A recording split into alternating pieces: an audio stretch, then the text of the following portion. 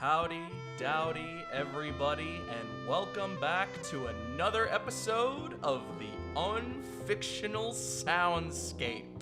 I am your host, Author Man.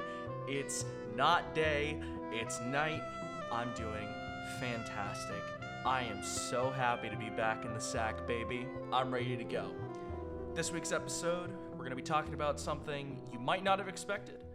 We're going to talk about a video game this time, but not just any video game, a video game that is part of the unfiction genre and a video game that has affected me very deeply since I've played it.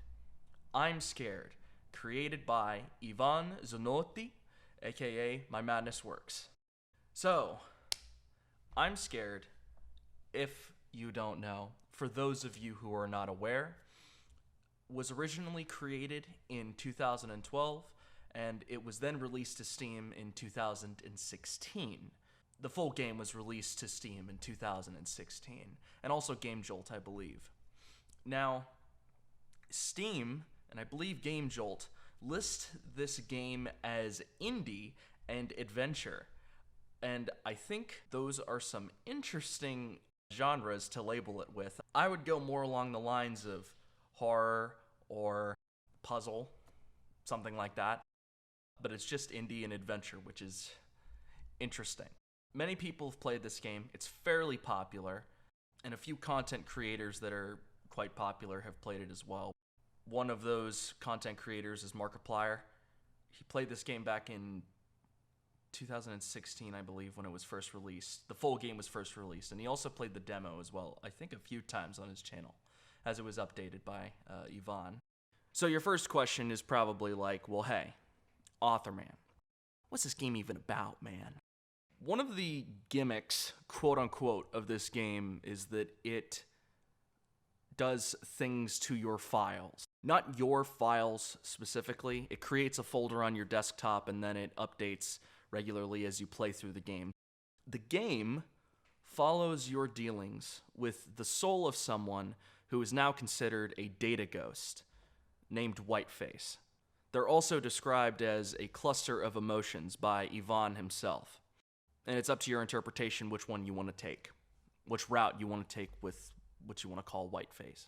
The game was created entirely in Game Maker 8, which is, let me just say this. It's not the Unreal Engine or the Source Engine or anything like that. It's it's somewhat basic. And Ivan created one of the best horror games of all time in it. So that tells you how good this guy is. In the game, you basically solve puzzles, you find secret rooms, and the unfiction portion comes in when you start going to HTML links that the game links you to, when you start opening YouTube videos, when you start decoding things, codes found throughout the video game. And it goes from there. It's very heavily focused on the multimedia delivery aspect of it, although you could argue that it's more in the interactivity portion of Unfiction because, well, it's a video game, it's inherently interactive, but hey, we can argue about that or philosophize about that all day long. We're not going to do that right now. We know it's Unfiction. That's what it is. We're moving on from that. And before we move on into the actual analysis portion of this episode, I need to give you a few disclaimers. If you have not played I'm Scared, you need to go do that right now before you watch this episode. Please, I'm begging you. How many times do I have to say it to you? When you watch these episodes, I tell you, you need to go and finish that piece of media because it's pretty good. I wouldn't be talking about it otherwise. Thank you. The game is $5, and it is absolutely 150,000% worth it. It runs you about 5 hours, so that's $1 per hour. I think that's pretty good, especially for the experience that you end up getting from it. Do yourself a favor, go and play this goddamn video game. Please and thank you. Moving forward, into the analysis. Today, we're specifically going to focus upon the music in this video game. We could sit here and we could talk for hours and hours about the SFX in this video game, the mood that it creates, the interesting choices that Ivan made when he created this game. I could do a whole separate TUS episode just on that. But I think it's fairly important that we talk about the music first, because it does some things that have really caught my ear, and I want to share them with you. Now, there isn't an abundance of music in this game. In fact, most of what you hear is SFX. And any of the music that you do hear pretty much cuts out after you or Whiteface, however you want to interpret that, kill her. Which is quite telling, if you ask me, about the purpose of the music in the game and what it relates to specifically. But we'll talk about that later. Now, the pieces that we do here are simple in structure, implementation, and instrumentation, except for the last piece that we're going to talk about. Hold your horses. We'll get there. God almighty, how many times do I have to tell you to hold your goddamn horses? We're not in Texas here, man. We aren't in a rodeo. My cousins down south will get that. Represent. So, one of the things that I love about this game is the music does a lot with the little that it has. And that's not necessarily talking from a software perspective, because he didn't create the music with Game Maker. Ivan created the whole OST, everything, in FL Studio and Audacity, I believe, but mainly the music in FL Studio, which, I mean, is a incredibly robust program. So, from a software perspective, he had a lot to work with.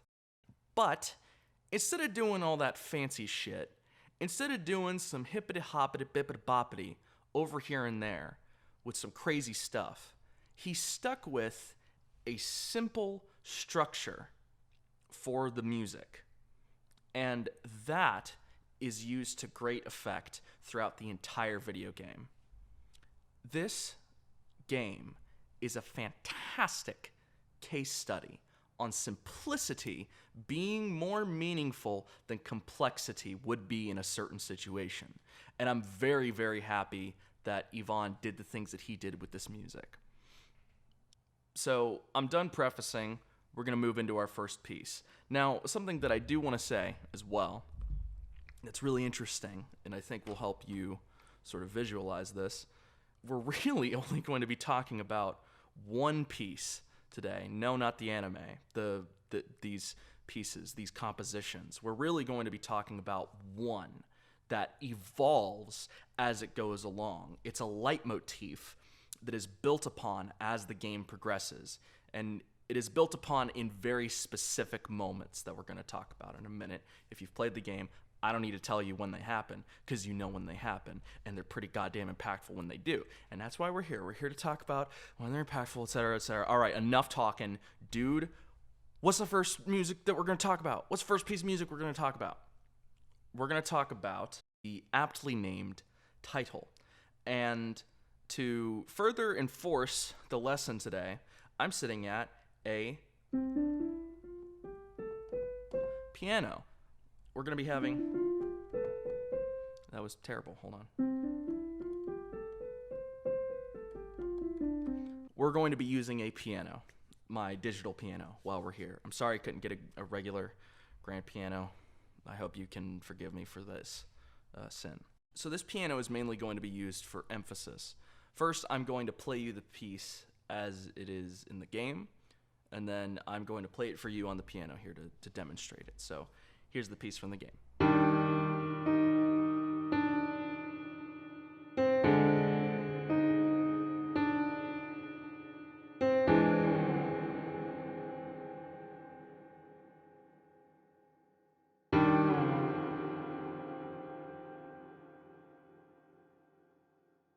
On the piano, it sounds like this.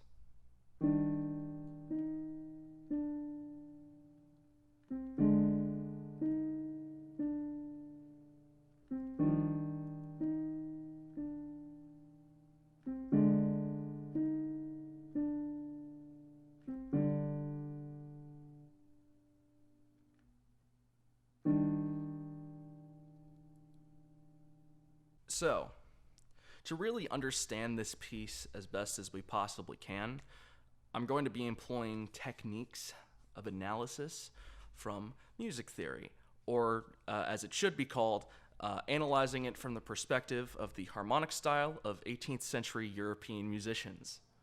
Just so we're politically correct here. So, the key that we're in is C minor.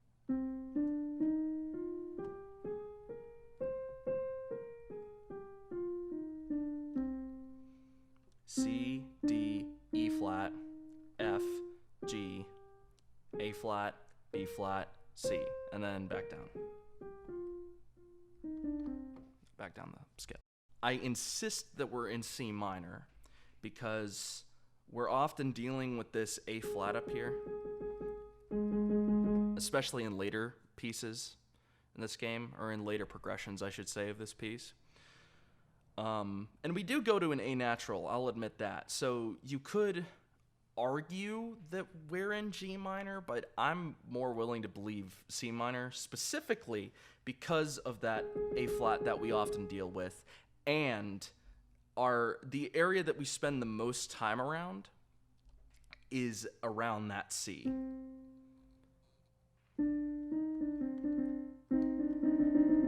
We spend a lot of time around that area.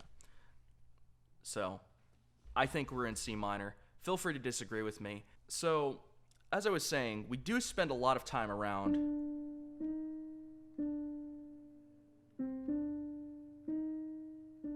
In fact, through that entire first piece, we do not get out of it. We stay on that melody. It is our main leitmotif of the game.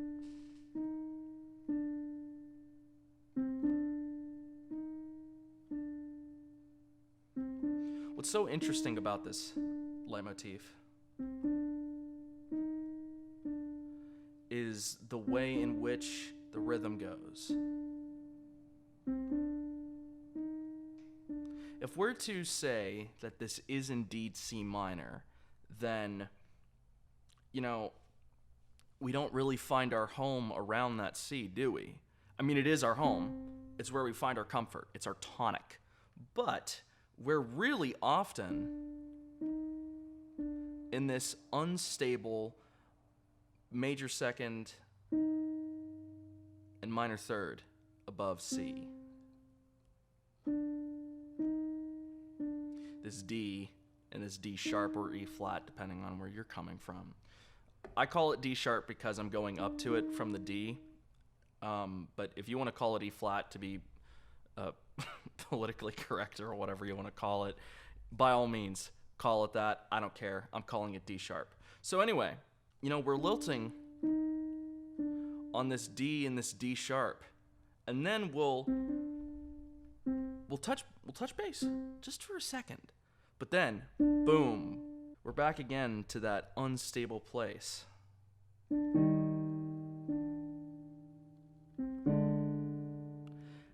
And these chords that we're forming down here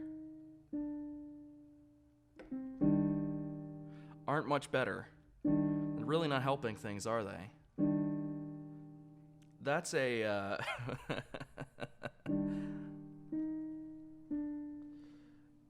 so from this D sharp, which is our bass note, our bottom note here, D sharp, which is going to that G right there. So let's count this really quickly. D sharp, minor second, minor third, major third. Somewhat pleasant. It's a major third. It's pretty good. But then we throw this in there. That is a major seventh away from that D. And then we kind of stabilize. But not for long. We go back down again. Even when we're in this stable place, this supposed stable place, with the octave right here, between these two D sharps, we don't stay there for very long. We go back down, and then we go back down again. But then we go back. This leaves us in this odd sense of unease, of anticipation. Usually music is like, typically, whenever we're dealing with music, the goal is to move around a little bit and then get back to where we started. We could go like...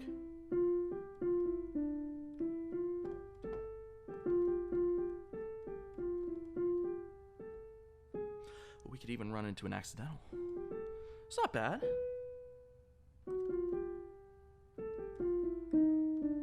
If you want to get jazzy with it,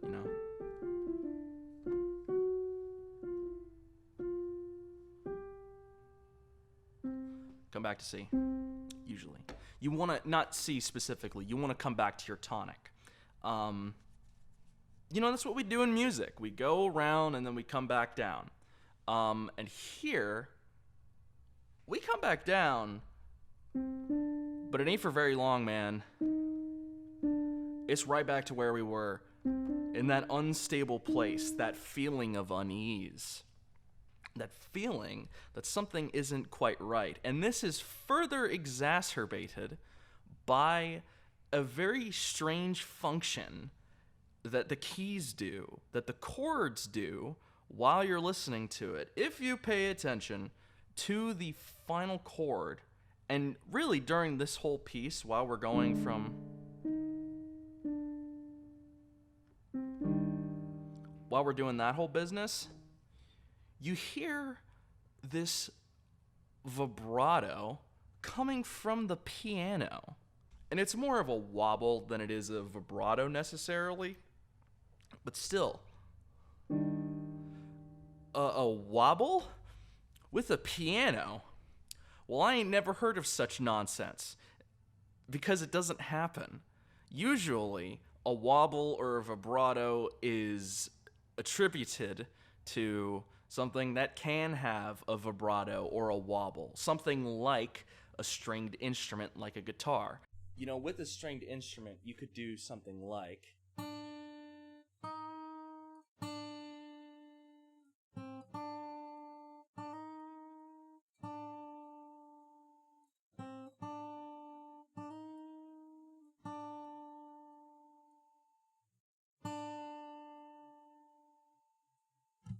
So, what I'm doing there is rotating my wrist so that it creates that artificial wobble of sorts to what I'm playing. Now, of course, Ivan is playing this piece in FL Studio, so it's not like he's doing something entirely impossible. But if he was to play this on a regular grand piano, you can't do that. You can do it on a synth, for sure, but a piano, a string, full-on, whole-ass, pedals and everything, keys and all that jazz, physical piano, you can't do that. Which further adds this level of unease to the piece. This further level of, I'm not feeling quite right. This instability. It further exacerbates this, relationship. Let's call it a relationship just for the hell of it, that we have with this piece. And this piece's relation to the game itself. So that's our first piece. I apologize if I'm going a little fast here. I'm trying to explain myself as best as possible. If you have any trouble following music theory stuff, I would highly recommend watching a few videos. I'll even link one or two in the description so that you can kind of study up a little bit.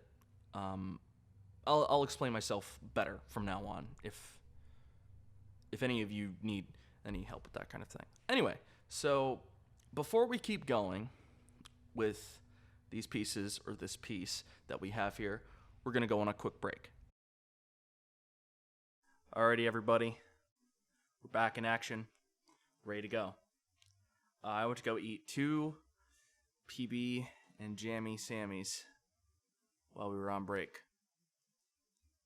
So that's what I did. Also, fun fact before we continue, I want to note that pretty much every single time I've done a TUS, for the past like couple months, there has been some kind of party shit going outside my door. Every time I do it at home, it didn't happen while I was interviewing Ramsey. It happened while I was interviewing Kay. And also when I was talking about Pictures of Gwen. People were having a party outside. Because my apartment complex does that frequently. Anyway, so, getting back into the swing of things. Something that I neglected to mention the last time is the meter for the piece as we're going along. The meter is 4/4. The BPM is about 112.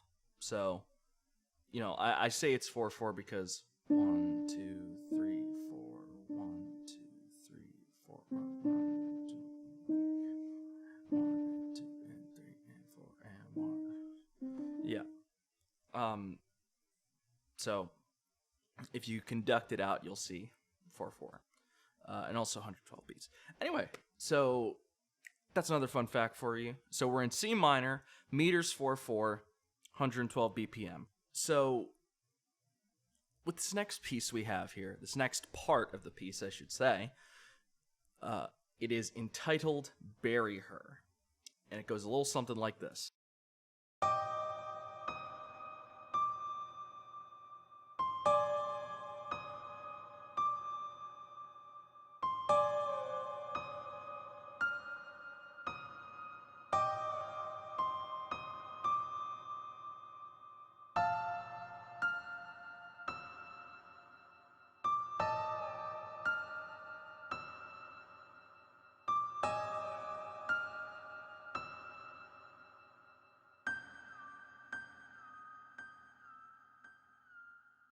So in this moment, we're experiencing something very stressful.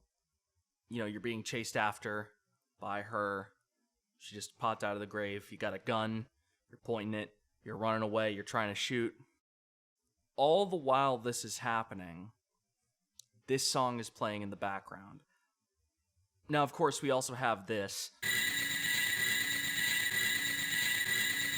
playing on top of it the entire time. But if you take a second, you notice what's going on in the back.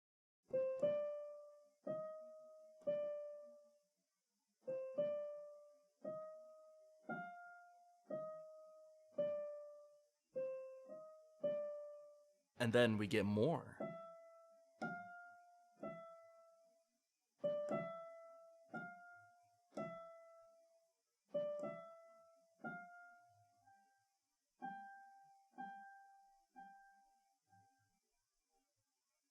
So, we continue, actually. We've continued the piece. We've moved on.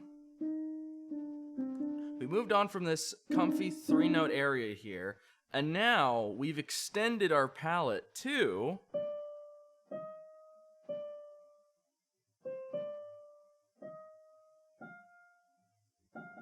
this F up here.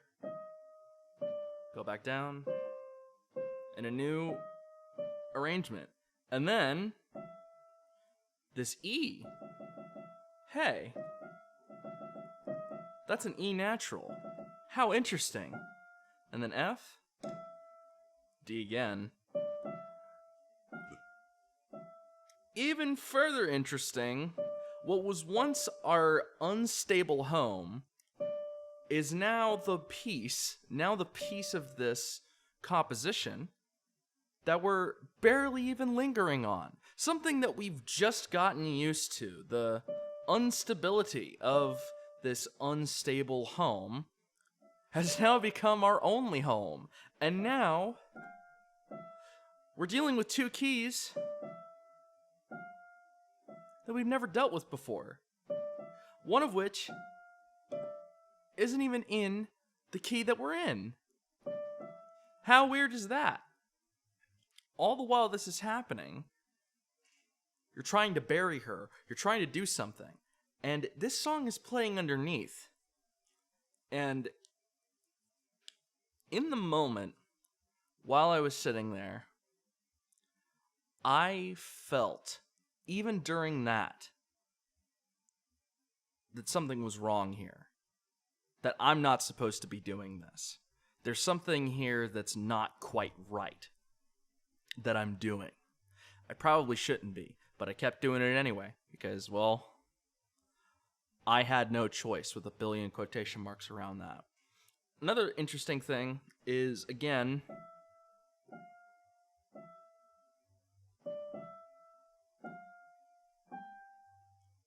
we go up to this G here. We end on something for once. And this is the only real ending that we get in this entire game when it comes to music. This is the only ending we get. Because even in the next piece of the puzzle, we don't get a resolution. At least one that is recognizable at all. But here, our resolution is ending on the 5th of C minor. G. Nice. It's a nice ending, but interesting thing on top of that. Ooh, if you listen, give it another listen real quick.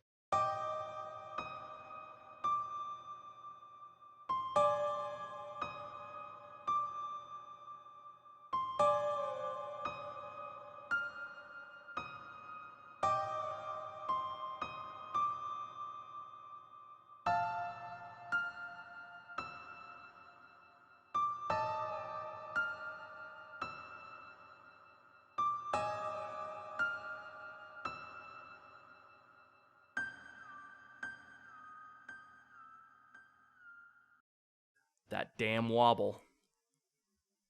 It ascends. It goes even higher as the piece continues. Again, that wobble, it shouldn't be there. This is a piano piece. Exclusively a piano piece.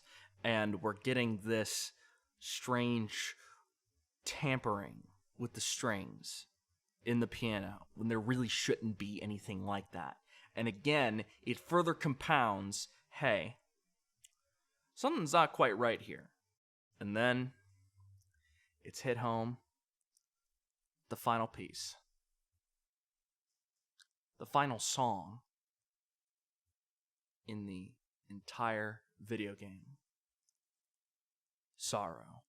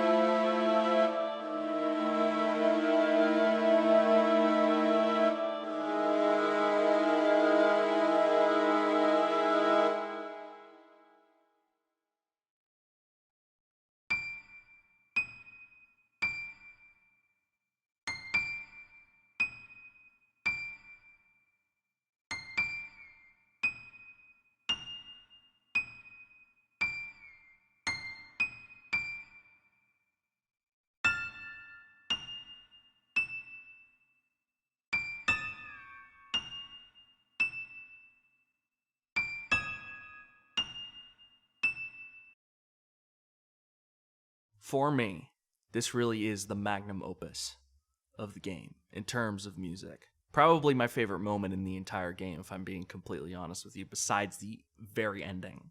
This song follows directly after Bury Her. You know, we didn't get Bury Her for a while. We were still stuck with for a long time there. But then we got this addition to it.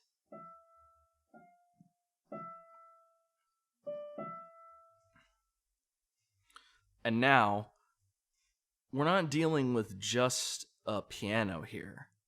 We're dealing with a near full orchestration in the form of violins and an oboe. I'm assuming they're violins. I'm pretty sure they're violins. I've listened to the piece a few times now, and I'm debating upon whether or not it's violins I'm hearing or it's a really weird sounding set of woodwinds. I'm pretty sure it's violins, because that makes the most sense to me. If Ivan wants to correct me on it, by all means, please. But I'm pretty sure it's violins that are playing the main portion of this, which when I say the main portion, I'm saying the.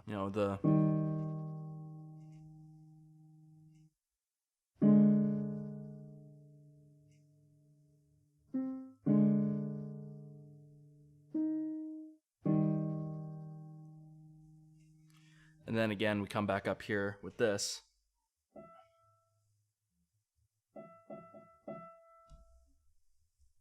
With this E natural, again with the E natural, which is not native to our key. And we're given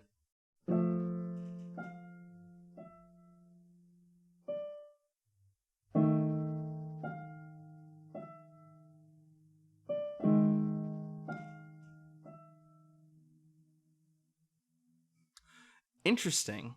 So first we have F, A, and E up here, E natural. F natural, A natural, E natural. A natural, which we haven't even heard yet.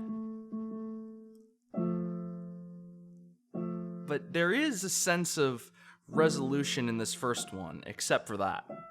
When we get that whole business.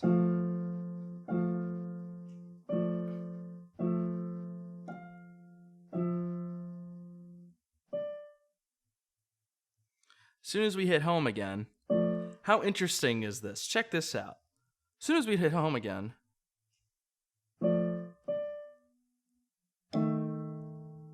oh.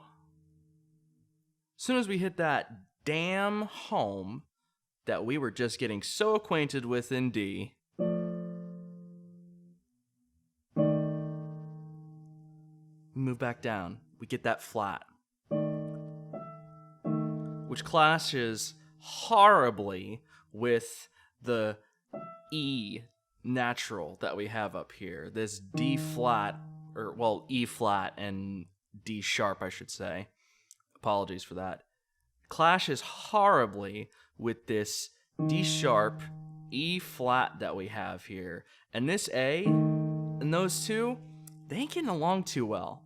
Funny, this is actually a fantastic learning experience. For those of you who don't know music theory, let me teach you something really quickly. So, we have this D sharp right here, right? Okay, move up to the E. That's minor second. So count with me, right? If you have a piano in front of you, count with me here, right? Minor second, minor third, major third. It's perfect fourth. That is a tritone, the devil's interval, as they called it in the medieval times. In fact, pretty sure it was believed at one point to cause bad things to happen to people who use it, who hear it. You know, the superstitions of the viewpoint of the harmonic interpretation of 18th century Europeans. We have this tritone between this perfect fourth, this perfect fifth. We have this tritone here. Clashes horribly with this. Check this out. We have two big old no-nos just in this part right here.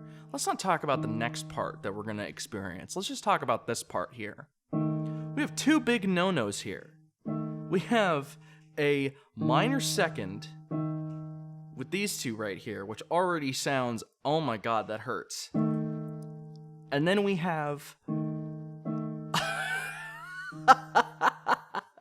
we have a tritone between the D sharp and the A here. Oh my god. It couldn't get any worse. It couldn't get any worse. If I composed this and I showed it to my music theory teacher first year, he would have had a heart attack. Shout out to BCB. You know, just with the A and the E here, it's fine. That's perfect fourth. Cool. But then you throw in this baby. Fucks up everything, doesn't it? Once everything's fine here, and then we get this. Ooh, boy. Ooh, baby boy. That's pretty spooky, man. And then we get this. which makes things even worse. Between these two, that's fine. Adding this in makes it even worse. So, just to reiterate, here in the violins we have, or extra woodwinds, whatever you want to call them, we have F and A, E flat and A, and then E flat, A flat. It's just kind of moving down step by step. Moving back into our key. How interesting. We're falling back into our key. We were up here for a second. Or we were... it's new places. We're going somewhere new. How interesting is that? Oh, but as soon as we hit that D, oh man. Back to it. Back to home. Starting to go back home. Now we're fully back home. Fully back in C minor. God almighty. Oh my God, it hurts. Hurts so bad. Why am I back here? You ask yourself. And all the while...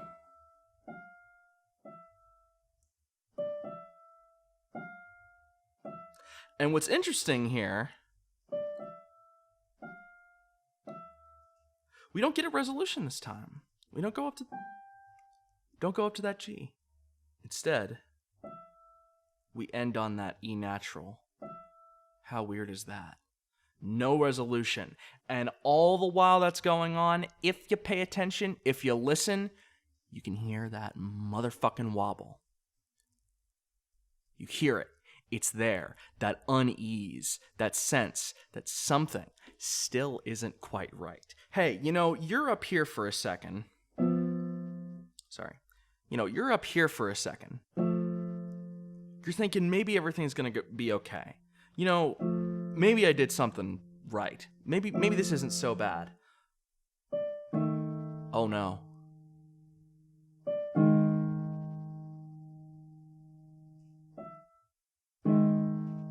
Oh Christ. Everything is not okay.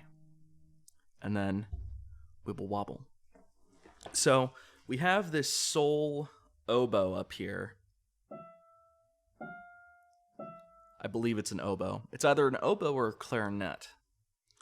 If somebody is more confident in that kind of thing, please tell me in the comments.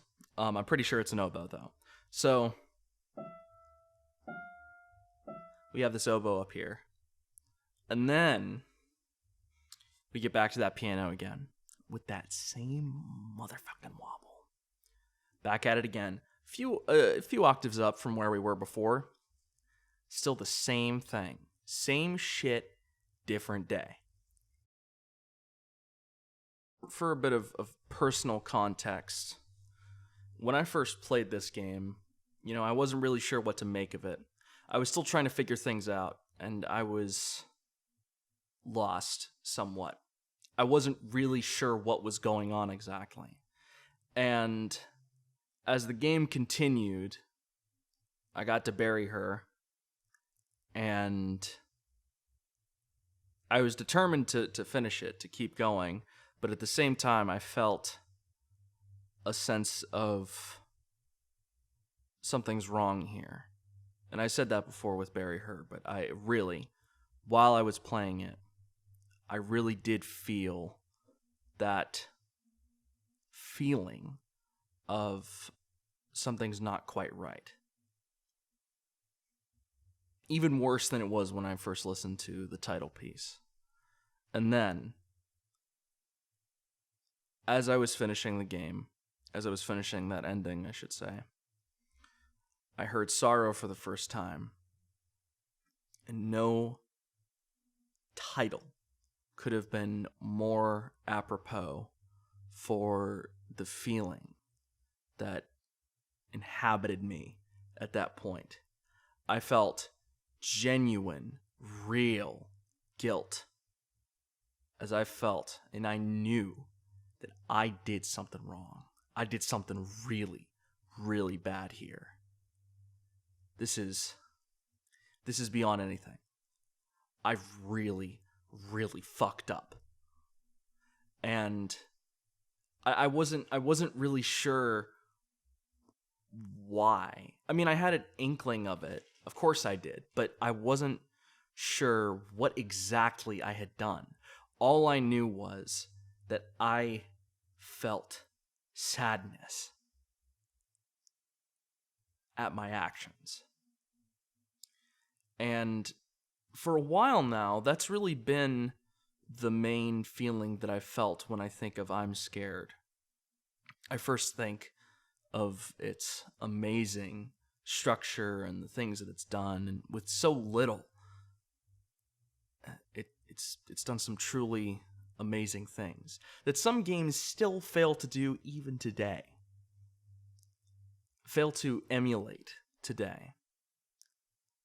And I'm then struck with, again, that feeling of sorrow, of sadness, melancholy. And I felt that while I was doing the ending as well. And it was profound. It was a drape over my back as I continued to play the game. And as I continue to think about it today, as I continue to posit questions and ask myself things and consider the theory of it all, I can sit here and I can theorize about it all day, all night. I can say this, I can say that about the music, but at the end of the day, the feeling that I had felt remains the exact same. In conclusion, Ivan is a goddamn genius. I don't know what his background in music making is, but this was an achievement, I think. In terms of simplicity, again, a fantastic case study on simplicity transferring into complexity with ease, such ease. And as said prior, all the music pretty much cuts out after Her's death. So it's kind of obvious who the music related to, who was playing the music, who it was for. Yeah, you get it. Again, there are still some things that I'm unclear on. I would say that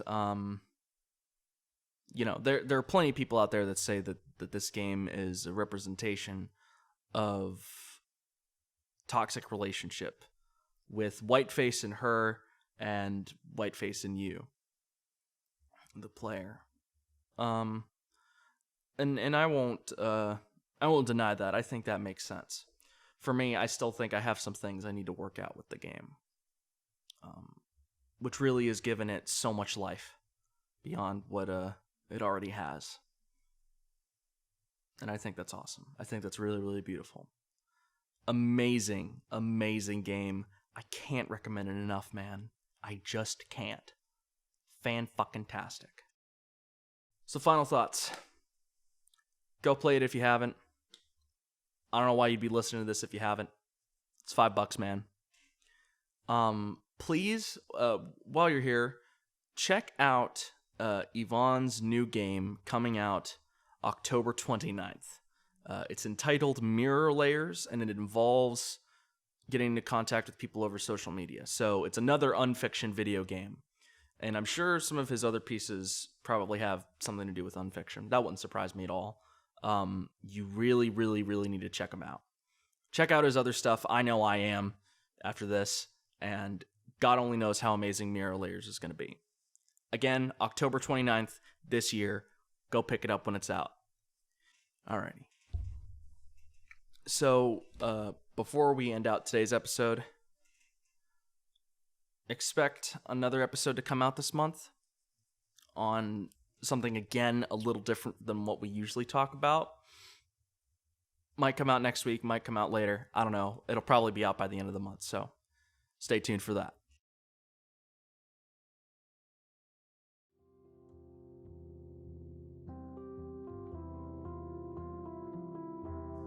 Thank you all very much for tuning in.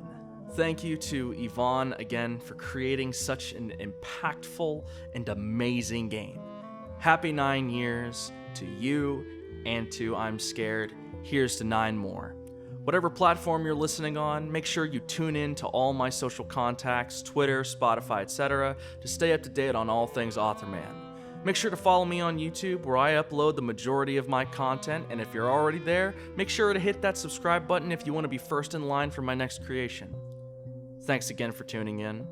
Remember to look behind you, and take care.